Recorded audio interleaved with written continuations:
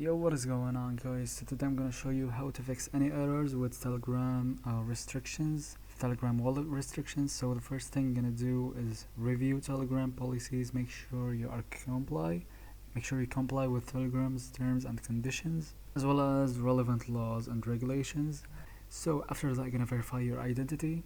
Verifying your identity may be required to solve this issue. After that, you're gonna check for notification if Telegram have sent you something that explains why are you restricted. If you still do not get any notification, you're gonna contact support. They might help you fix this issue. So you're gonna keep in mind that some third-party wallets or bots may be non-official or non-trustworthy.